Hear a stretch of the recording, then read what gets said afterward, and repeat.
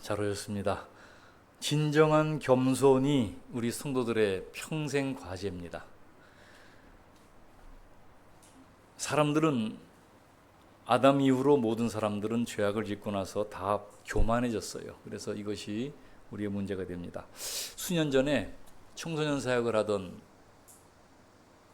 한 젊은 목사가 시청 앞 광장에 아이들을 몇 명씩 모아놓고 막 경건하게 살자 막 그렇게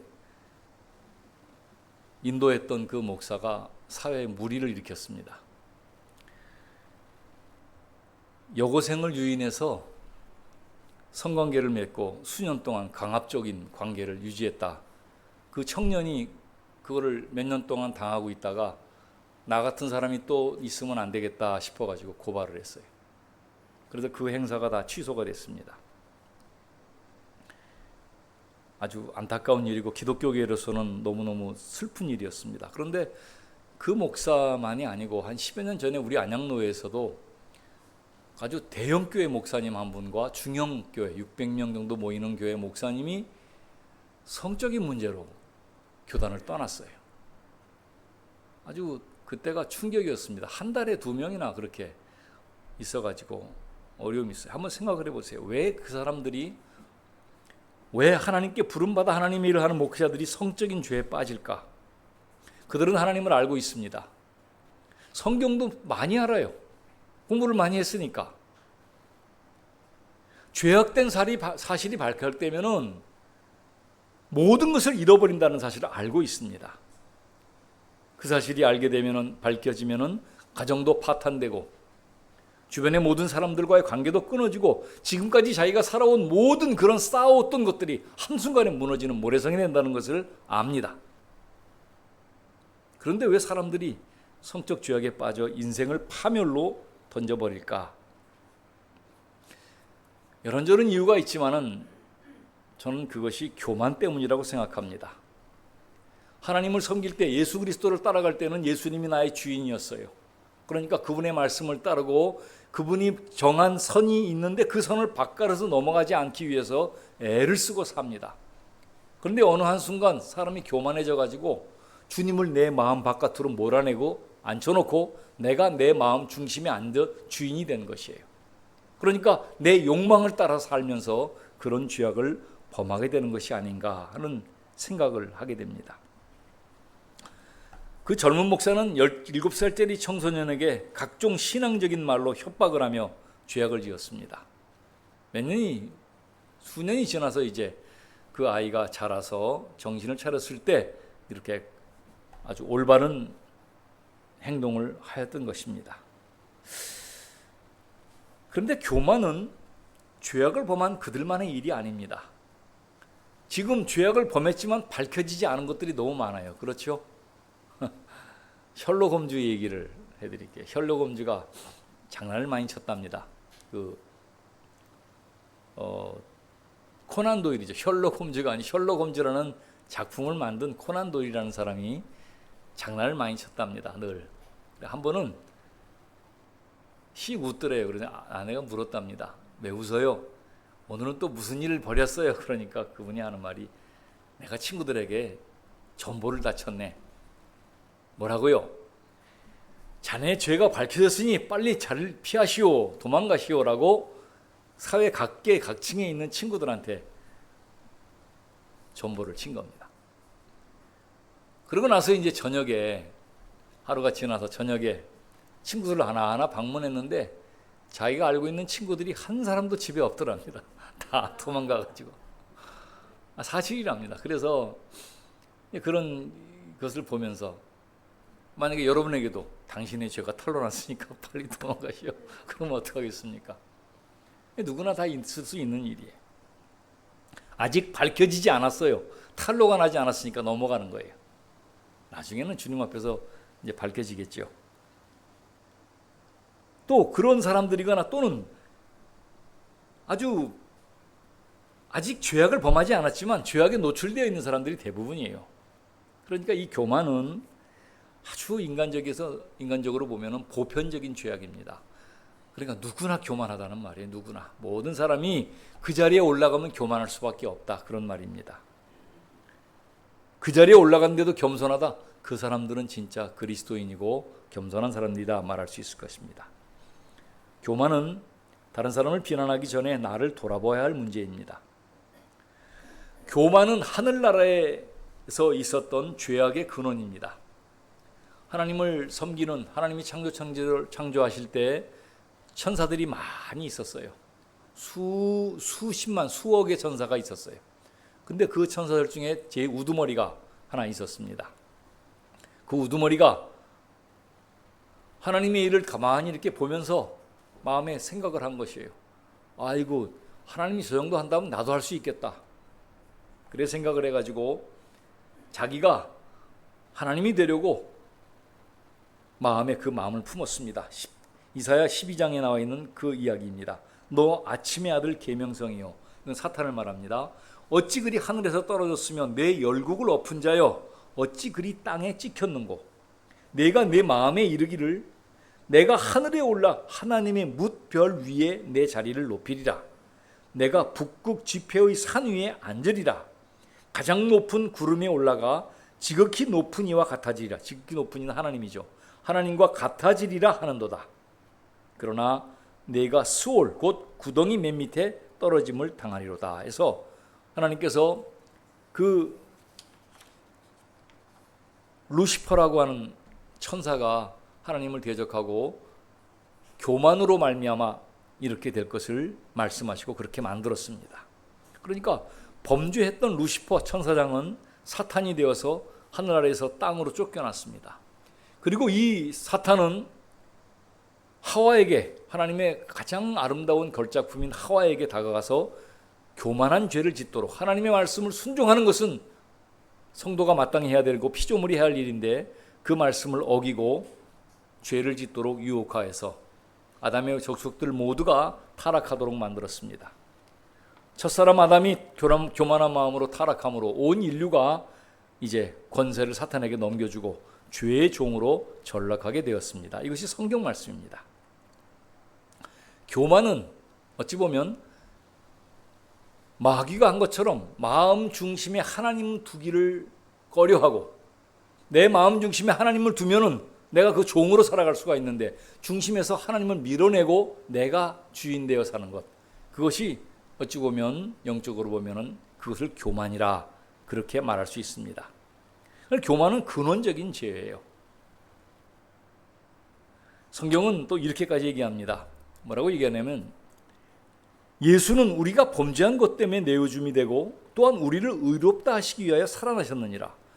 예수님이 십자가에 못 박힌 것은 우리의 범죄 때문이고 우리를 의롭다 하기 위해서 부활하셨다고 말씀하시는데 그분을 마음에 모시지 않는 것이 기독교인으로서는, 기독교에서 보는 교만입니다. 자기가 주인 되어 사는 것. 세상의 모든 사람은 자기가 주인으로 살아갑니다. 그래서 하나님께서는 세상을 어둠이라고 말씀하십니다. 모두가 흑암의 권세를 지닌 마귀와 동일하게 하나님을 마음에 두기 싫어하고 자기가 자기 주인 되어 살아갑니다. 그래서 예수를 믿는다 이 말은 무슨 말인가 하면 내 마음의 중심에 가장 중요한 곳에 나를 내려놓고 하나님을, 예수 그리스도를 내 마음의 중심에 주인으로 모신다, 그런 뜻입니다. 그러니까 예수님을 중심으로 모시는 삶과 내가 내 마음대로 사는 삶은 전혀 다른 삶이에요. 믿는 사람들 가운데도 마음 중심에 예수 그리스도를 내려놓고 내가 주인대로 살아가는 사람이 많이 있어요. 근데 그분들은 나중에 고난을 거치면서, 그 사람의 그 크기에 따라서 고난을 거치면서 내가 내려가고 예수 그리스도를 중심으로 올리는 그런 작업을 하게 됩니다. 고난이 필요한 것이죠. 로마서 1장 28절은 이렇게 말씀합니다. 그들이 마음에 하나님 두기를 싫어하매 하나님께서 그들을 그 상실한 마음대로 내버려 두사 합당하지 못한 일을 하게 하셨다.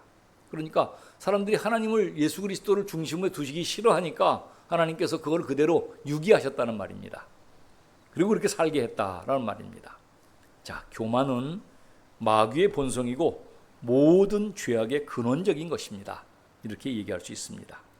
오늘 우리가 읽은 성경 본문은 고린도전서 이 4장 말씀은 고린도 교회 안에 있었던 일들을 바울 사도가 은근히 책망하는, 부드럽게 책망하는 내용입니다. 고린도 교회 성도들은 영적 교만이 있었어요. 고린도 교회가 분열되고 극심한 혼란이 있었는데 바울 사도는 그 고린도 교회가 분열된 원인 중에 하나가 교만이라고 생각했습니다. 영적인 교만. 다시 말하면 성도들이 그 고린도 교회는 그 헬라에 속한 그런 교회이기 때문에 사람들이 지식이 많이 있었어요. 소크라테스, 플라톤, 아리스토텔레스로 이어지는 그런 학파들이 있어가지고 공부를 많이 한 사람들이 많았어요. 그러니까 그 사람들은 그 지식과 그 풍성한 것 때문에 교만한 마음이 있었습니다. 그래가지고 그리스도의 복음이 들어오고 나니까 그 복음을 가지고 있음에도 불구하고 자기들이 가진 지식이 교만함을 더 극대화시킨 것입니다. 그래서 바울 사도는 이제 오늘 본문 4장에 보면은 그 고린도 교인들의 교만, 그리고 오히려 바울과 다른 사역자들의 겸손, 이것을 둘이 이렇게 대조시키면서 간접적으로 그들을 책망하고 있습니다. 오늘 6절 말씀을 같이 읽겠습니다. 6절 말씀 우리 고린도전서 4장 6절 같이 읽습니다. 시작. 형제들아, 내가 너희를 위하여 이 일에 나와 아볼로를 들어서 본을 보였으니 이는 너희로 하여금 기록된 말씀 밖으로 넘어가지 말라 한 것을 우리에게 배워 서로 대적하여 교만한 마음을 가지지 말게 하려 함이라. 서로 대적한다는 말은 자기는 너무 높이고 상대방은 너무 깎아내린다, 그런 의미입니다. 교만은 간단해요. 저 사람이 나보다 낫다고 생각하는 게 그게 교만이에요. 내가 저 사람보다 높다 생각하는 게 교만이에요. 교만은 간단한 것이에요. 근데 이게 쉽지 않습니다. 겸손한 마음을 갖는다는 건 쉬운 것이 아니에요. 고린도 교인들은 자신들이 지니고 있는 영적 지식이 우월하다는 생각을 들어서 사도들 없이도 모든 영적인 일을 판단할 수 있다는 영적인 교만함이 있었습니다. 교만한 고린도 교인들을 권면하면서 바울 사도는 자신과 아볼로, 그 외 사역자들이 어떻게 겸손히 행하는지를 이렇게 상기시킵니다. 바울과 아볼로의 삶은 그 밑에 나오는 내용들을 보면은 정말 겸손한 삶이었습니다. 고린도 교회 성도들이 교만하지 말아야 할 이유들을 쭉 설명하고 있습니다. 여러분, 하나님께서는 겸손한 사람을 동행해 주세요. 교만한 사람은 멀리 하시고 적대시 하시는 것이 하나님의 역사입니다. 그래서 예수님을 가만히 묵상하면 그런 감동이 와요. 예수님이 왜 십자가를 지셨을까? 교만에 대해서, 겸손에 대해서 묵상하면서 예수님을 가만히 생각하면 그런 생각이 들어요. 예수님이 다른 사람 피조물들을 자기보다 낫다고 생각하면 십자가를 질 수 있었겠나? 자, 다시 한번 생각해 보세요. 예수님께서 십자가를 지셨는데 우리도 그렇잖아요. 저 사람이 대통령이면, 저 사람이 왕이면 내가 저 사람을 위해서 희생할 수 있어요. 저 사람이 정말 높은 사람이면 내가 저 사람을 위해서 희생할 수 있는 보디가드가 될 수가 있어요. 그런 마음이 생겨요. 그런데 저 사람이 하찮은 사람이야. 저 사람이 내가 보기도 하찮고 세상 사람들이 보기도 하찮은 사람이야. 근데 그 사람을 위해서 내가 죽을 수가 있느냐? 여러분, 일본에서 지하철에서 죽은 이수연 청년을 기억할 겁니다. 벌써 오래된 얘기인데 일본 유학을 가서 공부할 정도로 아주 오래전에 아주 탁월한 학생이었어요. 근데 이 청년이 지하철에 들어갔는데 너무 술 취한 사람 하나가 지하철에 있다 떨어진 거예요. 우리처럼 이렇게 방어막이 돼 있지 않았어요. 떨어져 있는데 그 사람을 구하려고 들어가서 사람을 살려놓고 자기는 죽었어요.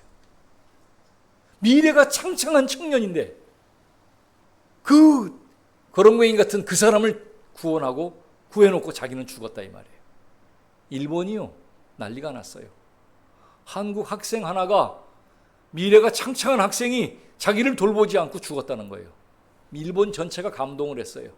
그래서 그 학생이 죽은 그날 일본 사람들이 제사를 드립니다.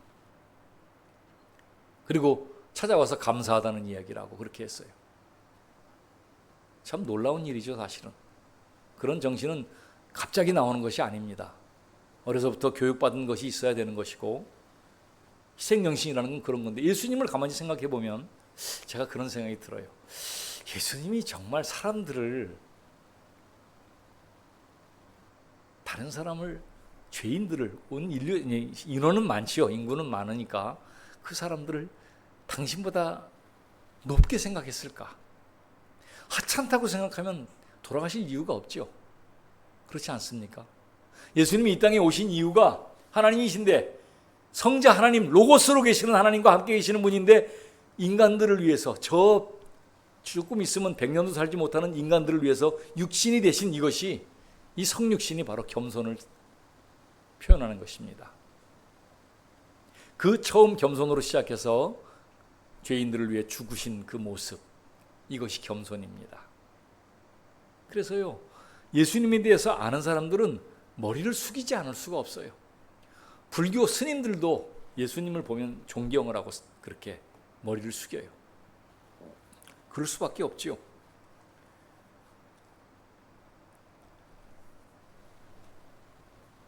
주님이 겸손하지 않았다면 어떻게 죄인들을 위해 죽으셨겠는가? 그래서 예수님의 첫 번째 성품은 겸손이세요. 아니, 왕으로 오셨으면서도 마국간에 태어나시고 평생을 좋은 음식, 좋은 자리에서 안 머무시고 계속 죄인들과 헐벗은 사람들과 함께 동행하셨어요. 그게 예수님의 삶이에요. 이건 기가 막힌 일입니다. 예수님의 제자들이 처음엔 몰랐다가 그것을 깨닫고 나서 그들도 낮은 곳으로 가서 주님과 함께 동행했어요. 그들도 예수님처럼 낮은 곳을 찾아서 복음을 증거하며 그렇게 돌아가셨어요. 그게 겸손입니다. 사람이 어떻게 자신이 교만한지를 알 수 있을까? 이것이 관건입니다. 자신이 교만하는 것을 아는 사람은 소망을 가진 사람입니다. 우리는 교만을 경계해야 됩니다. 이게 굉장히 중요한 말씀이에요. 자, 또 7절 말씀을 같이 읽겠습니다. 요 7절 말씀까지만 같이 읽어보겠습니다. 7절 말씀 읽습니다. 누가 너를 남달리 구별하였느냐? 내게 있는 것 중에 받지 아니한 것이 무엇이냐? 내가 받았은즉 어찌하여 받지 아니한 것 같이 자랑하느냐? 너희가 이미 배부르며 이미 풍성하며 우리 없이도 왕이 되었도다. 우리가 너희와 함께 왕 노릇하기 위하여 참으로 너희가 왕이 되기를 원하노라. 이제 은근히 이렇게 책망을 하는 것입니다. 받지 않은 것이 없는데 다 받은 것인데, 네가 만든 것이 하나도 없고 다 받은 것인데 왜 그렇게 자랑하느냐? 교만하다는 말이죠. 8절 보세요. 너희가 이미 배부르며 너희 이미 풍성하며 우리 없이도. 제가 볼 때는 이 우리 없이도라는 이 말이 굉장히 크게 울림을 주는 말입니다. 그러니까 바울 사도가 복음을 전해놓고 그렇게 풍성하게 하고 영적으로 풍성하게 하는데, 이 고린도 교인들이 이제 바울 필요 없어, 이제 아볼로 필요 없어, 우리는 우리끼리 할 수 있어, 그 말을 하는 것입니다. 그래서 파당을 지은 것이에요. 나는 무슨 파다, 나는 무슨 파다, 우리끼리 할 수 있다 하면서 파당지. 이것이 바로 교만입니다. 고린도 교회가 분열된 교만이 바로 이것입니다. 우리 없이도 왕이 되었도다. 너희가 왕 노릇하기 위하여 참으로 너희가 왕이 되기를 원한다. 이제 바울 사도는 그렇게 아주 얘기를 합니다. 성도들은 이미 배불렀고 풍성하고 사역자들 없이 왕 노릇하려고 합니다. 그런데 하나님은 이 교만을 경계하시는 분이세요. 인간의 교만은 자기가 무엇인가를 가졌다고 하는 것인데 그것은 하나님께로 온 것입니다. 그러니까 감사할 일이지 교만할 일이 아니에요. 우리가 스스로 얼마나 교만한지 알 수 있으면 좋겠습니다. 공동체가 필요한 이유가 그것이에요. 교회 안에 오면은 이런 말씀을 듣잖아요. 당신이 왜 이렇게 교만해? 알게 모르게 설교를 통해 듣잖아요.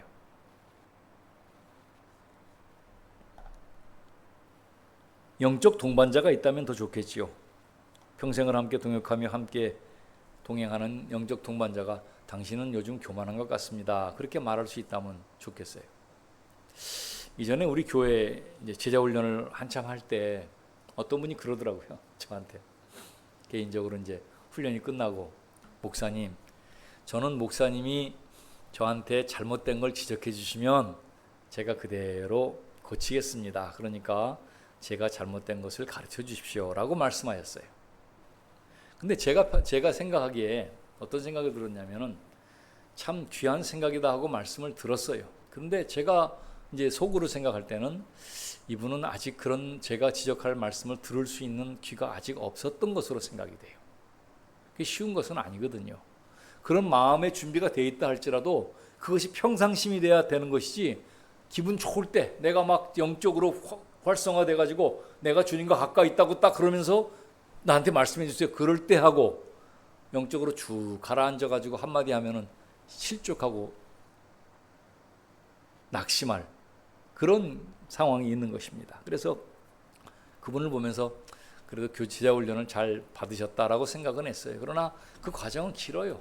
사람이 자기가 교만하다는 걸 깨닫고 낮아지기까지가 시간이 많이 걸립니다.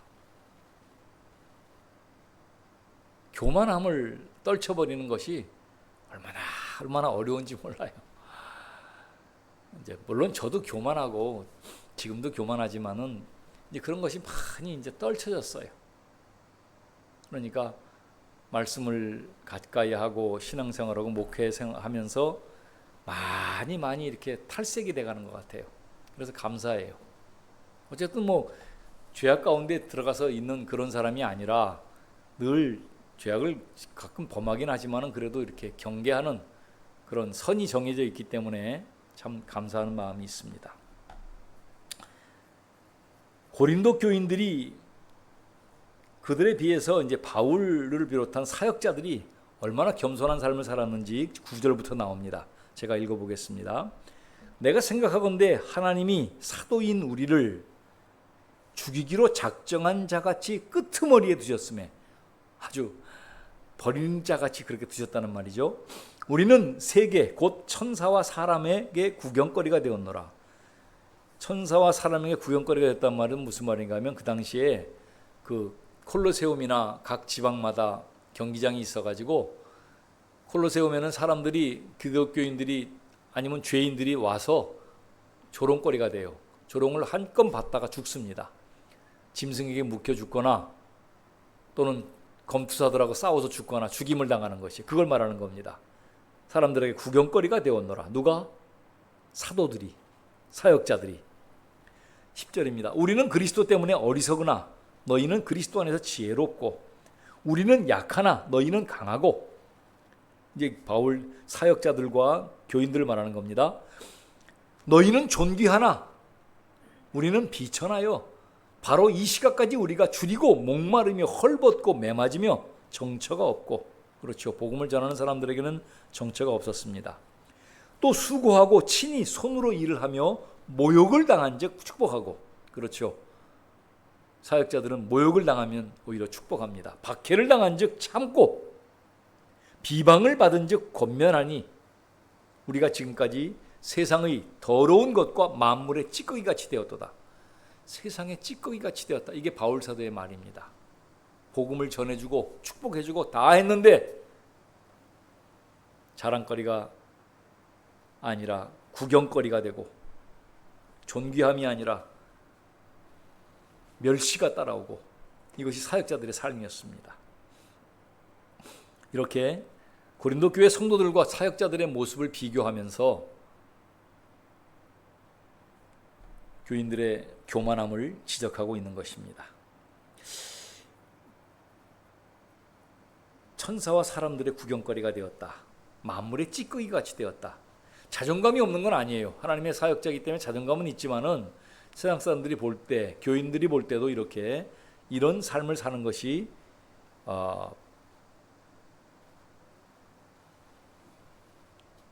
당시 바울이 이렇게 처해 있던 위치를 말합니다. 하나님께서는 이렇게 고난을 받은 사도들을, 또 사역자들을 위로하시는 분이십니다. 아마도 고난받은 만큼 상급받을 거니까 저는 그래서 고난받는 것이 그렇게 나쁘지 않다는 생각을 해요. 세상을 살 때, 사역을 할 때도 그렇고 고난받는 것이 그건 그냥 그럴 수 있다고 생각을 해요. 저도 이제 고난의 한가운데 있는 사람 중에 하나예요. 6월 중순, 6월 초순이 되면 저희 사택은 30도가 넘어갑니다. 6월부터 10월까지 30도 정도 돼요. 이 햇빛을 받으니까 이 슬라브 지붕이라 저녁에는 집안이 온도가 31도 정도 돼요.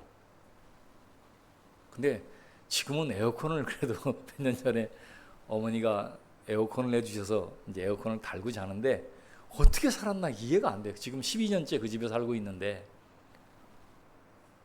아무런 그래도 부족함 없이 그냥 살았어요. 지금 생각하면 아이 좀 바보 같은 생각을 했다 생각을 해요. 그리고 아이들을 거기서 키운 걸 생각하면 좀 미안한 마음도 있어요. 근데 그럴 줄 알고 사는 거예요, 그냥. 그렇잖아요. 그럴 수 있어요. 사역하는 모든 이들에게는 고난이 나중에 이제 상급이 될 것이라는 그런 믿음이 있어요. 근데 그건 사역자뿐만 아니고 모든 성도들 다 마찬가지예요. 여러분들이 교회를 위해서, 예수를 위해서 내가 먹을 걸 안 먹고 입을 걸 안 입고 참고 고생한 모든 것들은 주님이 갚아주신다고 말씀하세요. 주님 말씀하시는 나와 복음을 위해 수고한 자는 30배, 60배, 100배를 채워주겠다고 말씀하세요. 받을만 한 것입니다. 하나님은 그런 것을 위로하시는 분입니다. 근데 문제는 뭔가 하면 고린도 교회 성도들에게 영적 교만함이 그 모든 것을 이루었다는 것입니다. 그런 교만은 오늘 우리에게도 숨겨져 있습니다. 신앙의 연륜이 깊으면 교만해지기 쉬워요. 안 그런 척하면서 교만한 사람들이 더 교만한 것이에요. 머리가 뻣뻣한 사람은 교만한지 금방 알아요. 제가 성도들을 너무 많이 상대해보고 많이 봐서 알아요. 겉으로는 안 그럴 것 같은데 뻣뻣해 있어. 겉으로는 이렇게 막 숙이면서 일하는 것 같은데 속을 들여다보면 교만한 사람들이 많아요. 보면 알아요. 하루만 생활해보면 금방 알 수가 있어요. 평천교회 장로님 한 분이 같이 사역을 하면서 정말 저는 그건 겸손한 분인 줄 알았어요. 정말로. 그래서 대했는데 아니 바자회를 갔더니 아이 목사님 이 감자 몇 박스 드릴 테니까 갖고 가세요 그러더라고요. 그때 안 받았어요. 나중에 보니까 이분이 내가 생각했던 게 아니에요. 속을 들여다보면 알 수가 있잖아요. 그래서 감자 안 받은 게 다행이다 그런 생각을 했어요.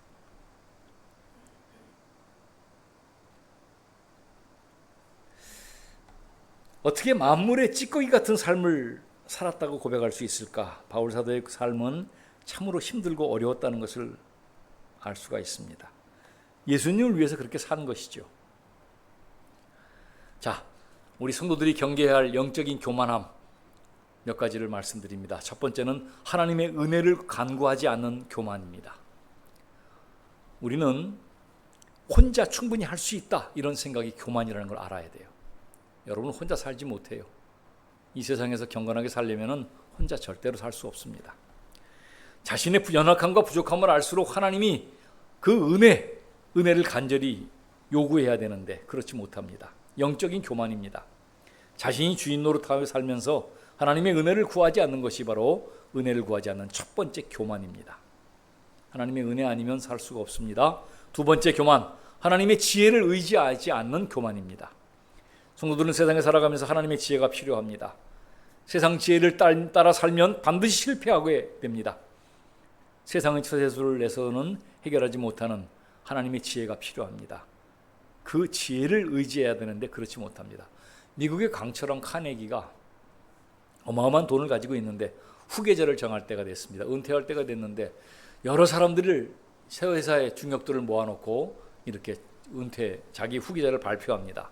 근데 카네기가 발표한 사람은 쉬브라고 하는 사람입니다. 사람들이 깜짝 놀랐어요. 쉬브가 뭐냐면 그 회사에 청소부로 입사한 사람이에요. 청소부로 입사했는데 너무 사람이 아주 성실해, 충성스러워. 그러니까 직원이 됐고 마지막에는 비서 역할을 했습니다. 청소부 출신의 비서가 카네기를 이은 후계자가 되었습니다. 작은 일에 충성한 사람. 카네기는 성경을 알았습니다. 지극히 작은 것에 충성된 자는 큰 것에도 충성되고 지극히 작은 것에 불의한 자는 큰 것에도 불의하다는 말씀을 알고 그렇게 행했다고 합니다. 하나님을 의지하지 않는 교만을 기억하셔야 되고, 세 번째 교만은 하나님의 영광을 드러내지 않는 교만입니다. 헤롯 대왕의 손자 헤롯은 하나님께 영광을 돌리지 않아 충이 먹어 죽었다. 사도행전 12장에 나옵니다. 우리의 모든 성도의 궁극적인 삶은 하나님의 영광입니다. 그 영광을 드러내지 않고 자신의 영광을 취할 때 하나님께서는 이것을 교만함이라고 합니다. 여러분, 우리가 교만을 하지 않게 사는 방법은 한 가지밖에 없어요. 예수 그리스도를 주인으로 모시는 것이에요. 예수님을 온전한 주인으로 모시세요.